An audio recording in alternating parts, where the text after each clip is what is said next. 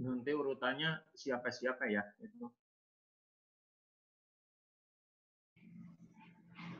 Didin. Ini paralel saja kan ini ya?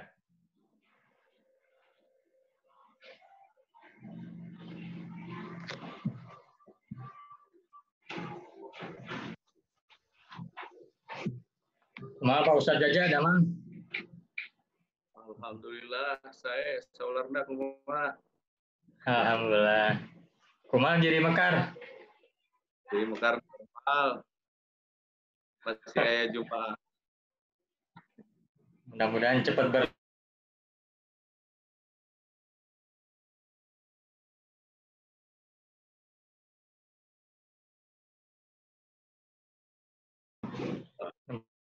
rumah wae lah. Iya.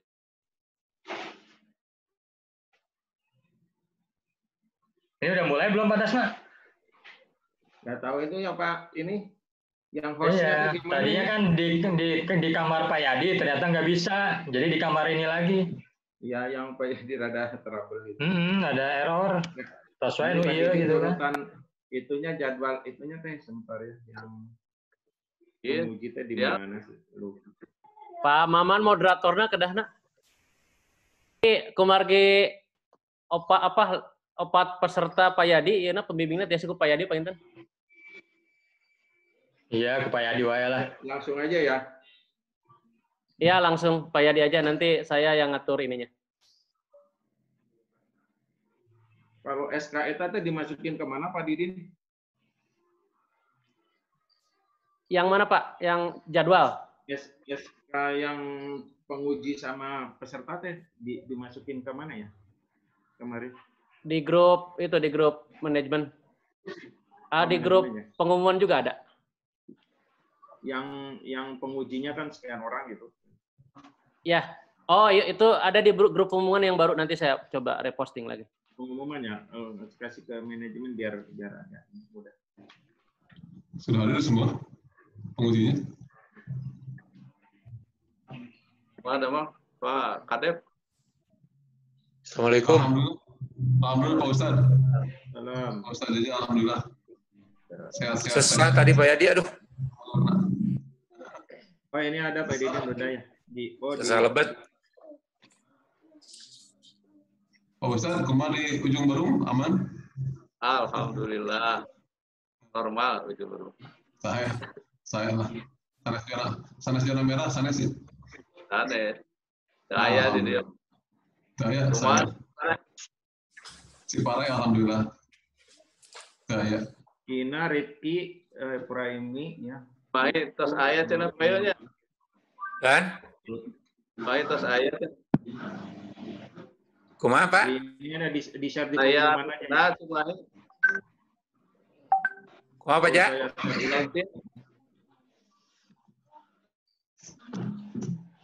Kirang jelas ya? Kirang jelas. Oh, kirang jelas.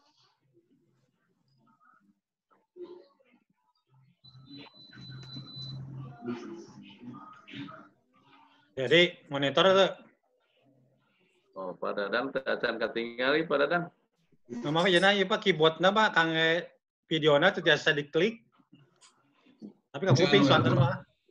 Itu Dicek heula tuh. Pak Dadang modus. Nah, eta paya dipakai Pak Didin. Hah? Eta nama Wah, bandwidth slow Pak ya. Yadi ini kumaha ya? Kenapa? Pak Dadang teh ngomong kamera. Pak Dadang teh ngomong kamera padahal pandanganna nyepeng jejer eta teh. Ieu mah biskuit pongguan isinya rangginang ya gitu. Iya ini kumaha ya bandwidth-nya slow. Kahujanan antena. UPI weh yang lancar di UPI.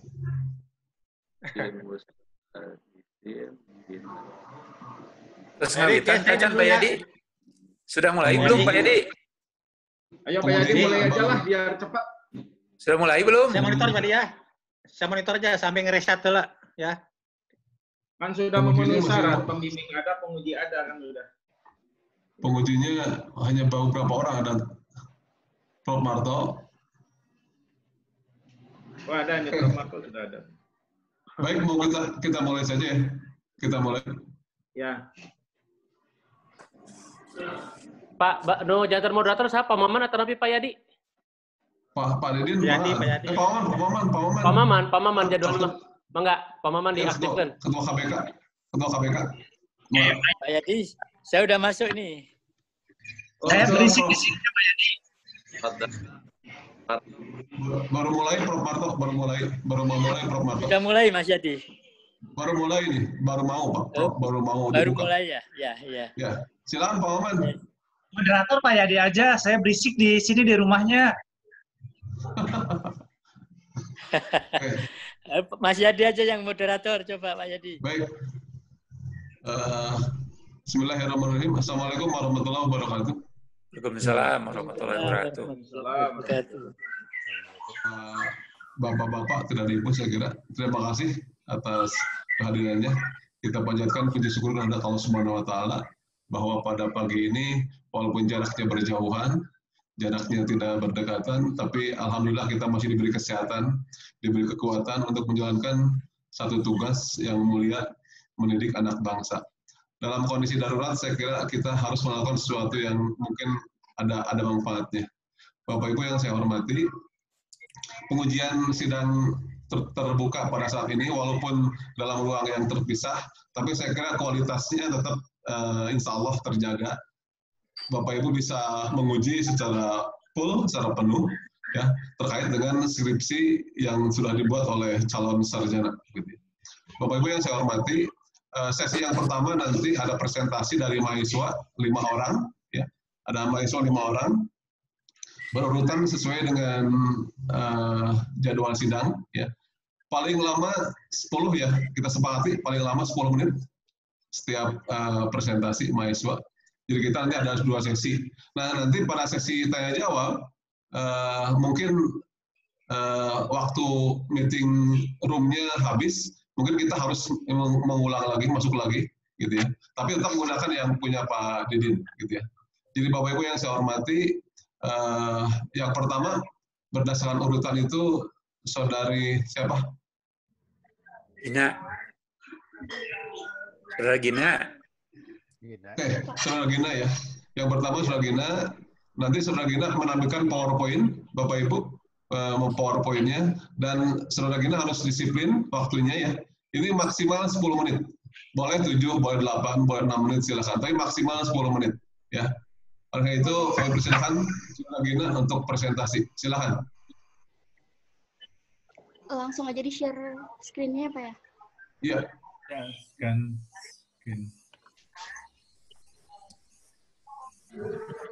Di-share, ditampilin ke monitor.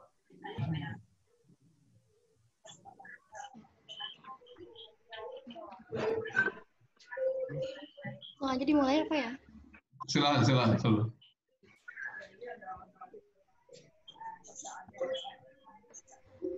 Assalamualaikum warahmatullahi wabarakatuh. Perkenalkan nama Waalaikumsalam. Nama saya Gina Sofinur Aisyah, NIM 1600658 dari program studi S1 Teknik Elektro. Di sini saya akan mempresentasikan skripsi saya yang berjudul Analisis Dampak Pemasangan Distributed Generation pada Sistem Distribusi 20 kV. Latar belakang diambilnya judul tersebut, yang pertama, karena jarak. Dalam penyaluran energi listrik, jarak antara pembangkit dan beban yang cukup jauh menimbulkan adanya jatuh tegangan dan rugi-rugi daya. Jatuh tegangan dan rugi-rugi daya merupakan hal yang sering terjadi pada penyulang gunung duku atau yang biasa disebut dengan penyulang GNDH. Penyulang GNDH merupakan jaringan distribusi yang cukup panjang dengan total panjang penyulang sebesar 162,628 kms.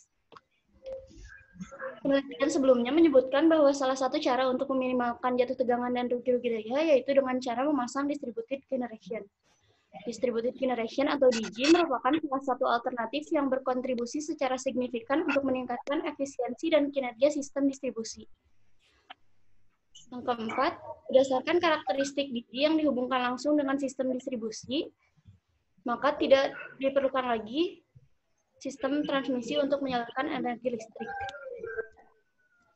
Batasan masalah pada skripsi ini yaitu yang pertama, Studi kasus pada penelitian ini dilakukan pada penyelang GNDH sistem distribusi 20 kV yang terhubung dengan gardu induk Lagadar. Yang kedua, penelitian ini membahas mengenai bagaimana pengaruh pemasangan digi terhadap jatuh tegangan dan rugi-rugi daya nyata pada penyelang GNDH sistem distribusi 20 kV. Yang ketiga, data yang akan disimulasikan dan dianalisa berhubungan dengan sistem distribusi seperti online diagram, gardu distribusi, serta data penghantar. Yang keempat, pemasangan digi serta perhitungan jatuh tegangan dan rugi-rugi daya disimulasikan dengan software ETAP 16. Tujuan dari penelitian ini ada 4. Yang pertama, mengetahui pengaruh pemasangan distributed generation atau digi terhadap nilai jatuh tegangan dan rugi-rugi daya penyelang GNDH. Yang kedua, mendapatkan nilai jatuh tegangan sebelum dan sesudah dilakukan simulasi pemasangan digi. Yang ketiga, mendapatkan nilai rugi-rugi daya sebelum dan sesudah pemasangan digi. Yang keempat, mengetahui letak pemasangan digi yang optimal untuk mendapatkan nilai jatuh tegangan dan rugi-rugi daya yang paling baik. Berikut ini dapat dilihat alur penelitian pada skripsi saya yang berjudul Analisis Dampak Pemasangan Distributed Generation pada Sistem Distribusi 20 kV.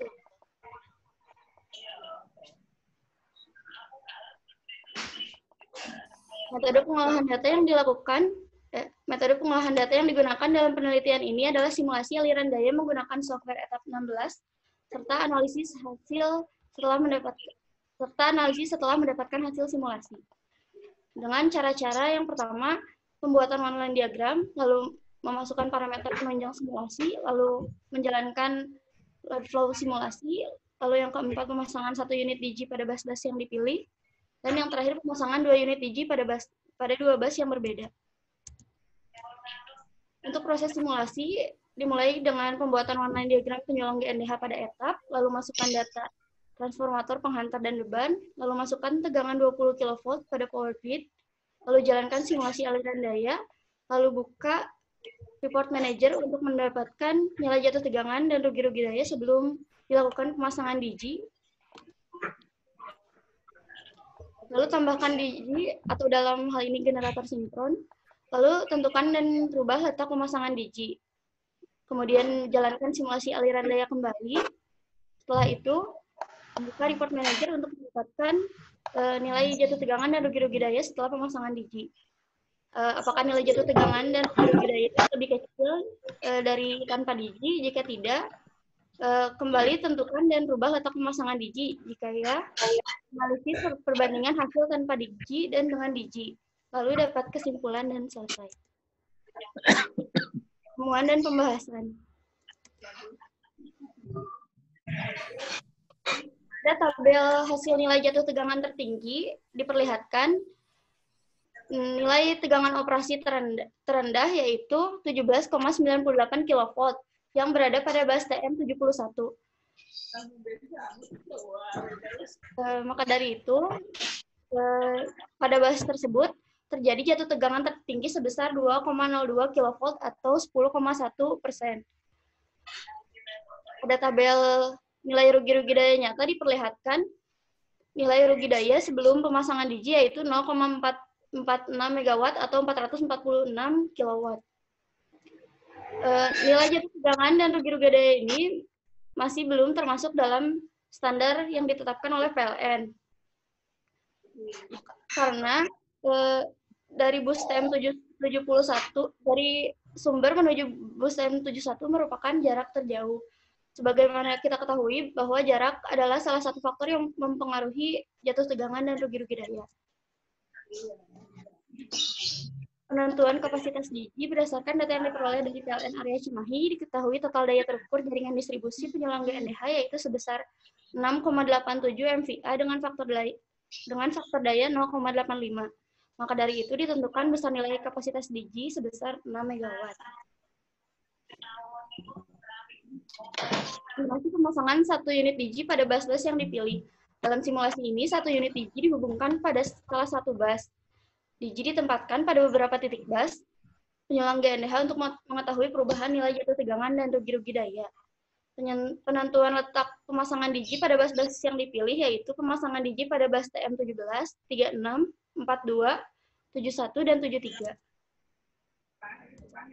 Pilihan letak pemasangan digi tersebut dikarenakan setiap bus tersebut mewakili kondisi tertentu pada penyelang GNDH, diantaranya Yang pertama, jarak terdekat dari gardu induk. Yang kedua, posisi yang berada di tengah penyulang. Yang ketiga, posisi yang berada pada salah satu percabangan. Yang keempat, berada di ujung percabangan. Dan yang kelima, posisi pada ujung penyulang. Sebagai contoh untuk lebih jelasnya, dapat dilihat pada gambar berikut, diperlihatkan pemasangan digi pada bus TM17. Setelah melakukan simulasi aliran daya dan mendapatkan hasil nilai jatuh tegangan dan rugi daya, maka simulasi dilakukan kembali pada bus lainnya dengan menggunakan digi yang berkapasitas sama. Pada tabel yang atas diperlihatkan nilai jatuh tegangan hasil simulasi pemasangan 1 unit digi.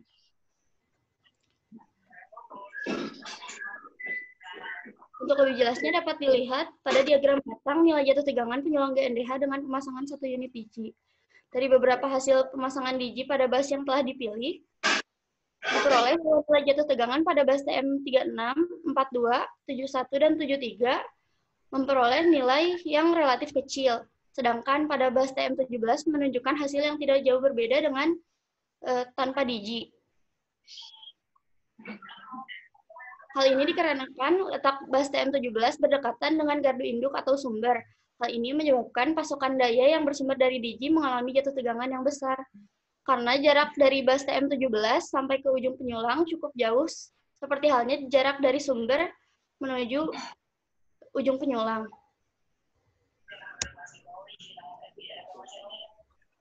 Untuk nilai rugi-rugi daya hasil simulasi pemasangan 1 unit digi diperlihatkan pada tabel nilai rugi-rugi daya nyata hasil simulasi pemasangan 1 unit digi. Untuk lebih jelasnya dapat dilihat pada diagram batang rugi-rugi daya.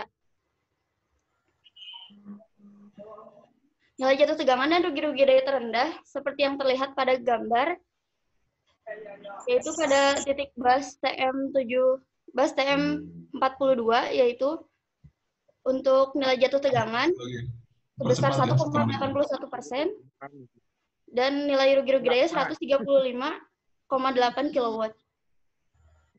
Hal ini dikarenakan letak bus TM42 berada hampir di tengah penyulang, sehingga ketika pasokan listrik yang berasal dari sumber utama mengalami jatuh tegangan dan rugi-rugi daya pada bagian ujung penyulang, tidak terjadi jatuh tegangan yang signifikan, karena jaringan mendapatkan sumber tambahan dari digi yang dipasang di tengah penyulang. Kesimpulan aja, kesimpulan.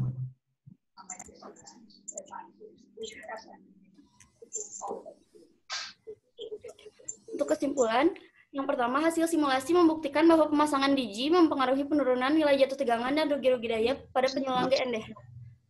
Yang kedua, nilai jatuh tegangan pada penyulang GNDH sebelum pemasangan digi yaitu sebesar 10,1%, sedangkan setelah dilakukan simulasi pemasangan 1 unit digi terjadi penurunan yang paling besar jika digi dipasang pada bus TM42 dengan nilai jatuh tegangan sebesar 1,81%. Selain itu, untuk hasil simulasi setelah pemasangan 2 unit digi didapatkan penurunan nilai jatuh tegangan terbesar pada saat digi terpasang pada bus TM36 dan bus TM42 dengan nilai jatuh tegangan sebesar 1,18%. Nilai rugi-rugi daya pada penyulang GNDH sebelum pemasangan digi yaitu sebesar 446,5 kW. Sedangkan setelah dilakukan simulasi pemasangan 1 unit digi terjadi penurunan yang paling besar jika digi dipasang pada bus TM42 dengan nilai rugi-rugi daya sebesar 135,8 kW. Selain itu, untuk hasil simulasi setelah pemasangan 2 unit digi diperoleh penurunan nilai rugi-rugi daya terbesar pada saat digi terpasang pada bus TM36 dan bus TM42 dengan nilai rugi-rugi daya sebesar 117,2 kW. Keempat, nilai jatuh tegangan dan rugi-rugi daya akan mengalami penurunan yang paling besar ketika 2 unit digi terpasang, yaitu pada bus TM36 dan bus TM42. Maka letak pemasangan digi yang optimal yaitu pada bus TM36 dan bus TM42. Sekian yang dapat saya sampaikan. Terima kasih. Wassalamualaikum warahmatullahi wabarakatuh. Waalaikumsalam. Waalaikumsalam. Waktunya kayaknya kelamaan.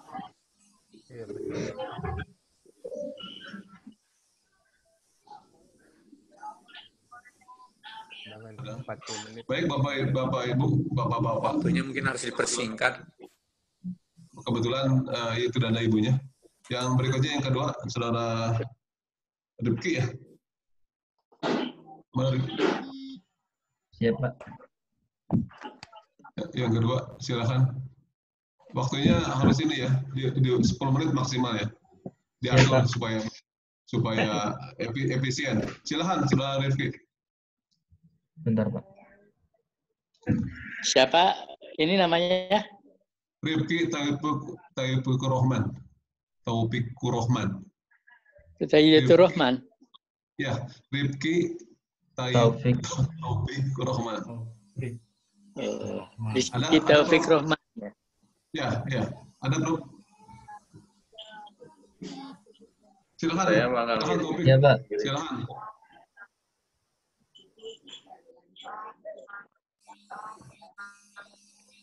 Assalamualaikum warahmatullahi wabarakatuh. Waalaikumsalam.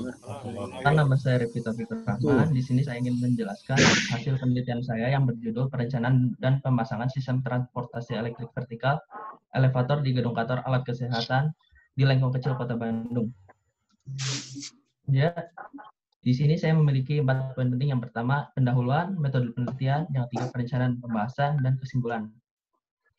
Latar belakang saya mengambil penelitian ini yaitu lift merupakan sistem transportasi elektrik vertikal yang digunakan untuk mengangkut orang atau barang serta berfungsi untuk mempermudah aktivitas kehidupan manusia yang rutinitasnya lebih sering berada di dalam gedung atau bangunan bertingkat tinggi, biasanya lebih dari 3-4 lantai.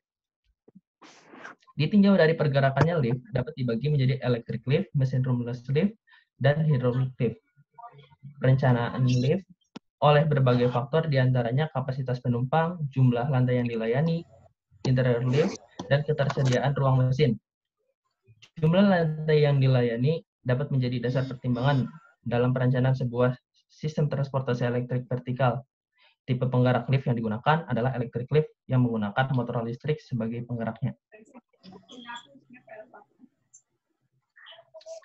Selain dari sistem penggeraknya, instalasi lift dapat pada saat ini sudah menghasilkan di mana penggunaannya lebih hemat energi dan memiliki efisiensi yang tinggi, seperti halnya pada gedung-gedung internasional.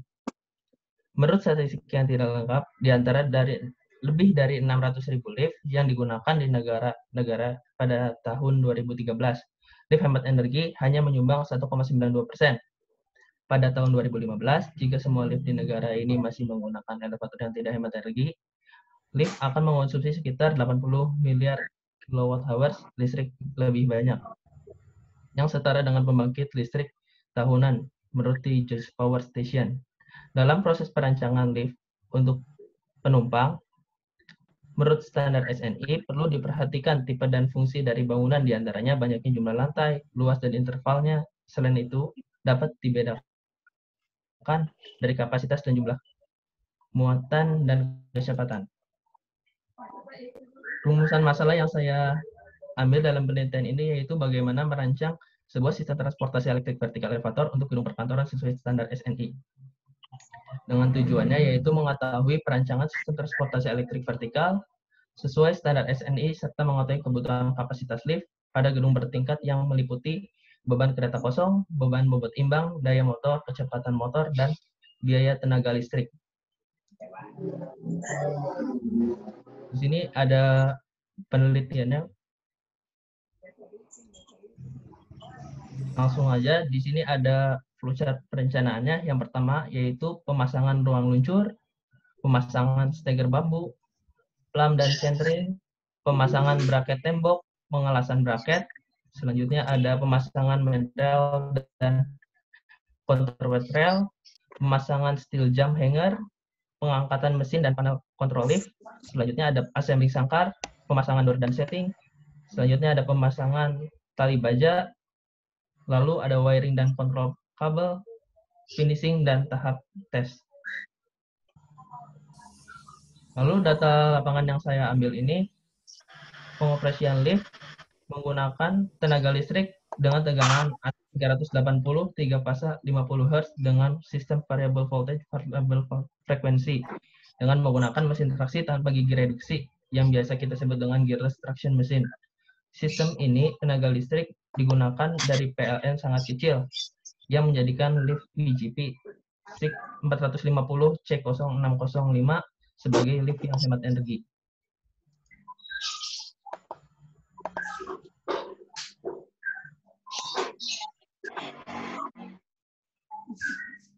Mohon maaf.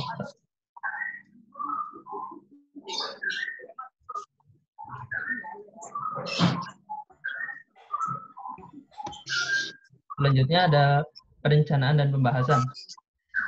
Sudah diketahui kapasitas angkat dari lift tersebut 450 kg dengan beban rata-rata per orang 75 kg. Maka untuk lift passenger ini dapat mengangkut maksimal 6 orang. Maka untuk beban kereta kosong yang didapat yaitu 1000 kg. Lalu untuk bobot imbangnya sendiri atau counterweight, beban bobot imbang direncanakan terbuat dari besi cor kelabu dengan massa 7.190 kg per meter kubik. Maka untuk beban counterweight sendiri yang dihasilkan yaitu sebesar 1.225 kg dengan volumenya 0,17 meter kubik. Untuk perbatannya sendiri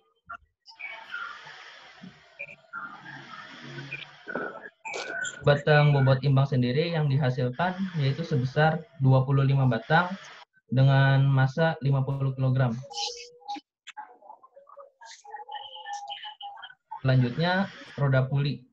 Pada massa jenis roda puli terbuat dari besi tuang, yaitu sebesar 7.250 kg per meter kubik dengan kecepatan 1 meter per second dengan variabel sumber tenaga listrik dari PLN 50 Hz yang dirubah menjadi 35 Hz dengan menggunakan AC induction motor variabel frekuensi dan reduction gear dengan slipnya 13%, jumlah pole sama dengan 4, sistem pentaliannya 1:1 dan rasio roda giginya 20:1.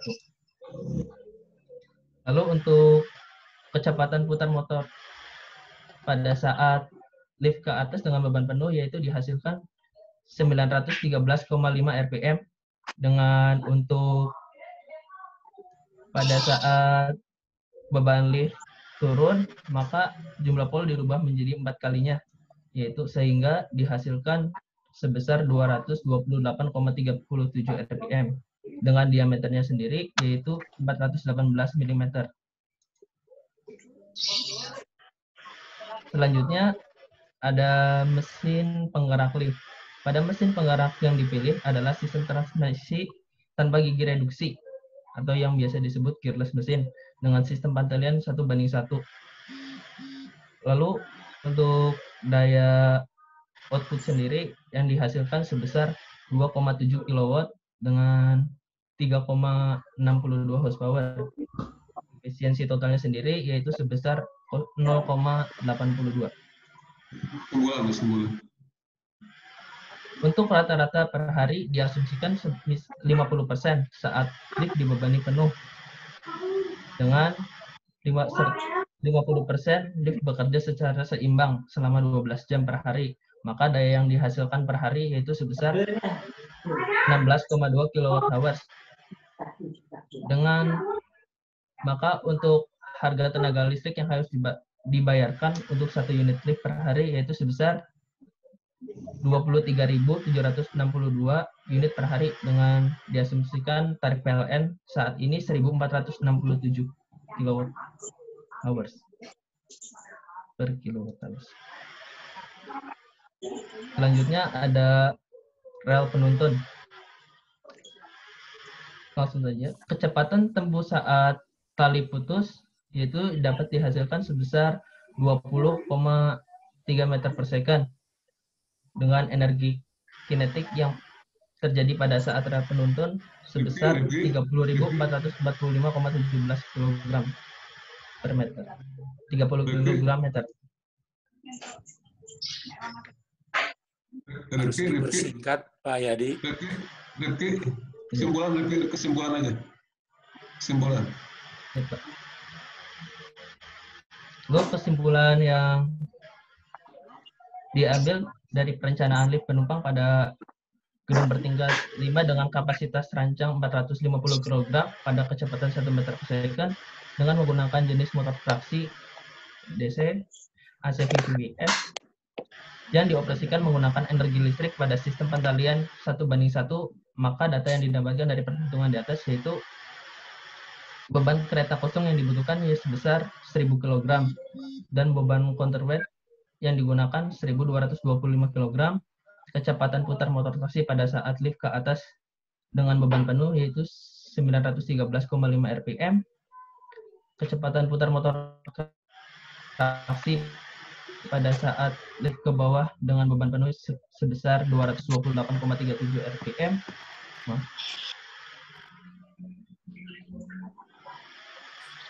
Biaya tenaga listrik yang harus dibayarkan sebesar 23.765 unit per hari. Maka dapat disimpulkan bahwa dalam memilih lift penumpang pada gedung kantor, alat kesehatan ini sebaiknya dioptimalkan sesuai kebutuhan agar dapat menutup.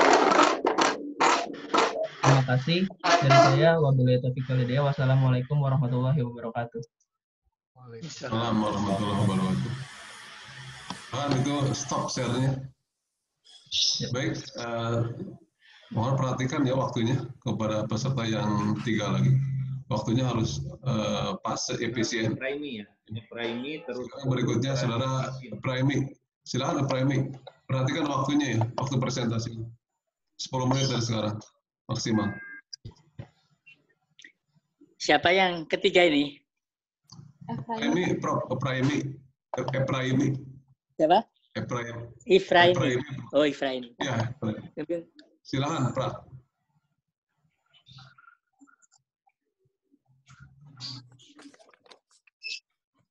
Baik, selamat pagi. Saya Efraimi akan mempresentasikan tugas akhir saya yang berjudul analisis sistem smart grid pada pembangkit listrik. Dengan 4 studi kasus, dengan 4 pokok bahasan, yaitu pendahuluan, metodologi penelitian, hasil temuan dan bahasan, dan juga kesimpulan. Yang melatar belakangi penelitian saya, yaitu Nusa Penida adalah tempat di Kabupaten Kelungkung, yang dimana sistem listrikannya adalah isolator menggunakan pembangkit diesel sebagai pembangkit utama untuk mensuplai daya di Nusa Penida. Dan pembangkit tersebut membutuhkan fuel medium yang menghasilkan LCOE atau BPP yang mahal. Oleh karena itu, penerapan smart merupakan salah satu solusi dari permasalahan di Nusa Penida dikarenakan mengurangi rasio penggunaan pembangkit konvensional dan menggantikannya dengan sistem pembangkit terbarukan seperti PLTS. Rumusan masalah dalam penelitian ini yaitu ada 3. Pertama itu bagaimana pola kerja sebelum dan sesudah penetrasi. Yang kedua itu nilai daya pembangkitan yang optimal setelah penetrasi. Yang ketiga yaitu membandingkan nilai ekonomi sebelum dan sesudah penetrasi. Batasan masalah, penelitian ini hanya melihat perbedaan pola operasi dilakukan di pembangkit diesel, pembangkit surya, dan menggunakan BESS. Penelitian ini menggunakan software dan tidak melakukan perhitungan secara manual. Penelitian ini tidak membahas secara detail mengenai desain pembangkit dan tidak membahas mengenai kontrol.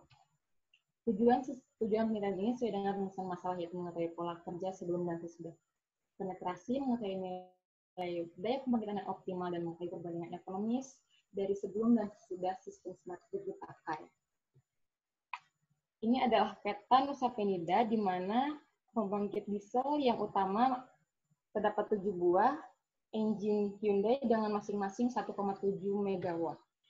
Diagram alur penelitian itu pertama dari menentukan tujuan, meninjau literatur, survei, menghitung LCOE dan BPP, memodelkan sistem, validasi, simulasi, dan kemudian analisis.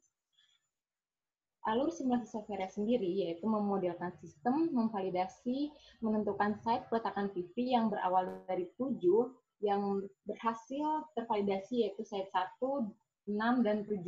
Sedangkan site 2 hingga 5 memiliki masalah dalam sertifikasi tanah.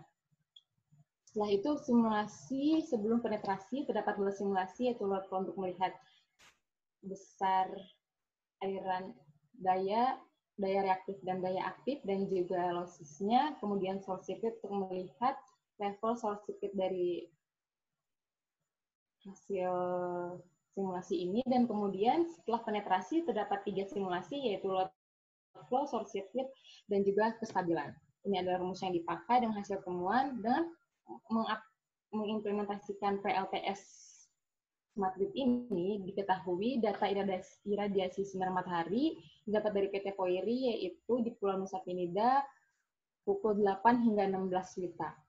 Dengan konsep isolated hybrid menggabungkan diesel, surya, dan BESS sebagai frekuensi kontrol untuk mengatasi kondisi intermittent.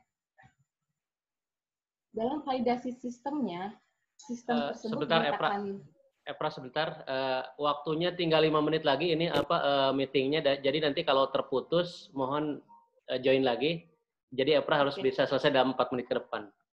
Oke, baik. Validasi sistem, simulasi ini dinyatakan valid dikarenakan simulasi dengan data real tidak lebih dari 10%. Dari hasil simulasi load flow, dilihat bahwa semakin panjang, semakin jauh tempat penetrasi PV, maka losses pun akan semakin besar. Yang paling terdekat itu di PET dan terjauh itu di Sakti. Penghubung singkat hasil simulasi ini, rata-rata di bawah rentang 12,5 kA, maka dinyatakan penggunaan circuit breaker sebesar 12,5 kA aman digunakan. Dengan perhitungan LCOE dinyatakan simulasi berhasil apabila nilai LCOE sebelum penetrasi lebih mahal dan terdapat penurunan setelah penetrasi.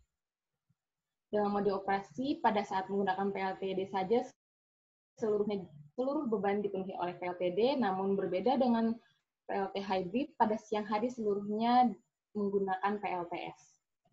Pada frekuensi kontrol, sesuai dengan rate of change of frequency, frekuensi kontrol pada normal condition yaitu kurang lebih 0,2 Hz, dan analisis kestabilan pada simulasi ini yaitu analisis kestabilan intermittent, di mana mengetahui durasi lamanya modul akan tertutup oleh awan, dan terlihat hasil perhitungan 13 second.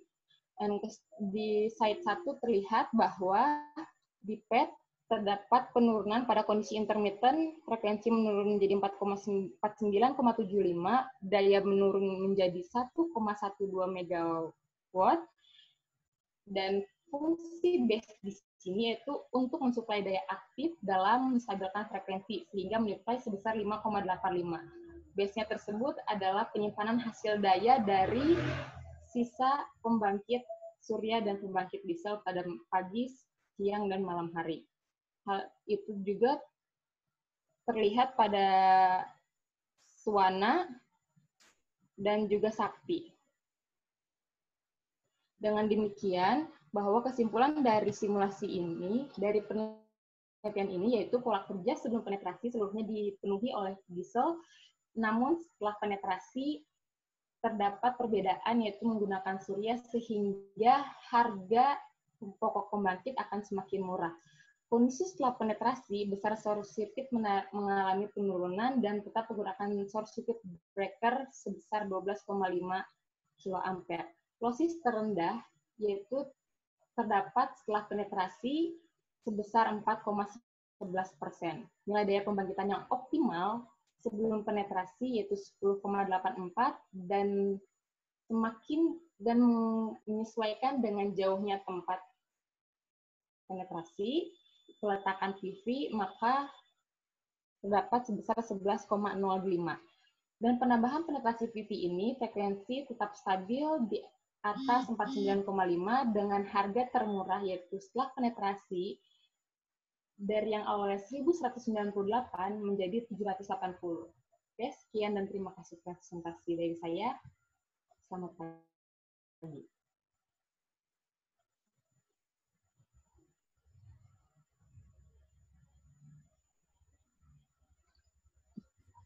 Pak Yadi kantun 1 menit, janten kedap deui painten Pak sesi